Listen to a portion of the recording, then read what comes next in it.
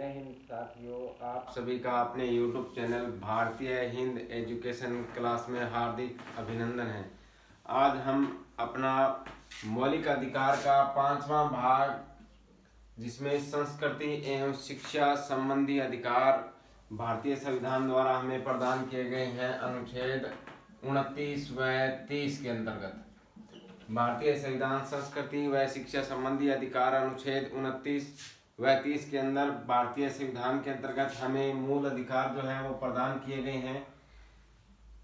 जो मौलिक अधिकार हैं वो अमेरिका के संविधान से भारतीय संविधान में शामिल किए गए हैं।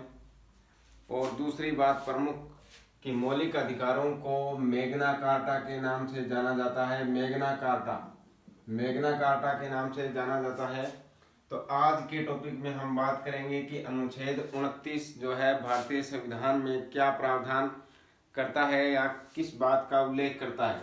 इसमें कहा गया है कि आप अल्पसंख्यक वर्गों के हितों का संरक्षण करेंगे। अल्पसंख्यक वर्ग जो किस प्रकार से रखे गए हैं कि भारत में कहीं भी या किसी भी नागरिक को यह अधिकार प्रदान किया गया है कि वह अपनी भाषा, लिपि, बोली, संस्कृति आदि को सुरक्षित रख सकता है। अर्थात भारतीय संविधान में इस बात का प्रावधान किया गया है कि कोई भी नागरिक जो अल्पसंख्यक वर्ग में आता है उसे अपनी भाषा को, लिपि को, बोली को व संस्कृति को सुरक्षित रखने का, प्रचार प्रसार करने का, उसको विकसित करने का पूरा अधिकार प्रदान करता है। दूसरा इसमें क्या पॉइंट दिया गया है कि किसी भी नागरिक को जो राज्य द्वारा पोषित हो या मान्यता प्राप्त किसी भी शिक्षण संस्था में प्रवेश देने के लिए उसे धर्म, मूल, वंश, जाति व भाषा के आधार पर वंचित नहीं किया जा सकता कि आप अमुक जो है भाषाई क्षेत्र से आते हैं, धर्म से आते हैं, आपका ये मूल वंश है, इस आधार पर आपको इस जो है संस्था में प्रवेश नहीं दिया जा रहा। राज्य के द्वारा वह पोषित होनी चाहिए या उसको राज्य के द्वारा मान्यता प्रदान की जाती हो। ऐसी संस्थाओं में धर्म, मूल, वंश, जाति के आधार पर आप उनका वंचन नहीं कर सकते हैं।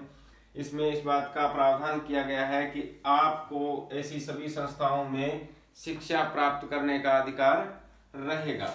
इसके बाद में आता है अपना अनुच्छेद 30। अनुच्छेद 30 में क्या कहा गया है?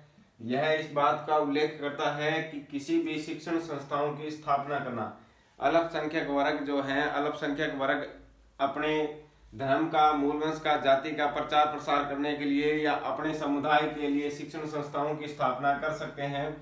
वह किस आधार पर कि इसमें 1 नंबर पॉइंट दिया गया है कि भाषा या धर्म पर आधारित सभी अल्पसंख्यक वर्ग जो हैं को अपनी रुचि के अनुसार शिक्षण संस्थाओं की स्थापना करने का, प्रशासन करने का अधिकार रहेगा।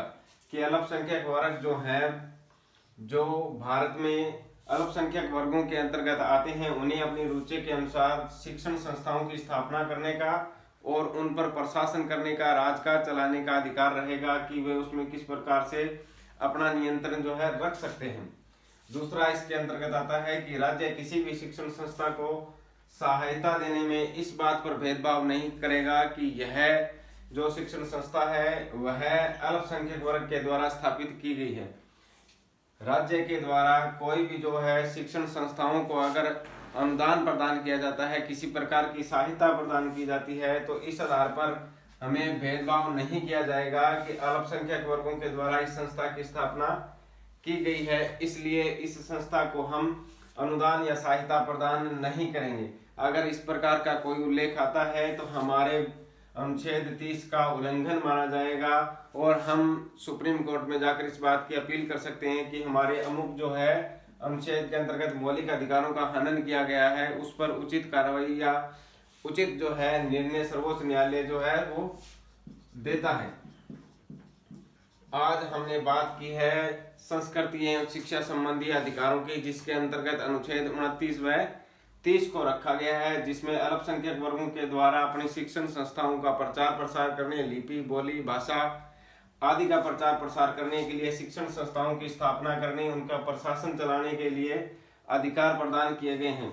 वह राज्य के द्वारा ऐसी संस्थाओं की स्थापना के लिए अनुदान व सहायता का भी प्रावधान किया गया है। इसके बाद में हम अपनी अगली क्लास में अनुच्छेद 32 का उल्लेख करेंगे, जिससे संवैधानिक उपचारों का अधिकार कहा गया है।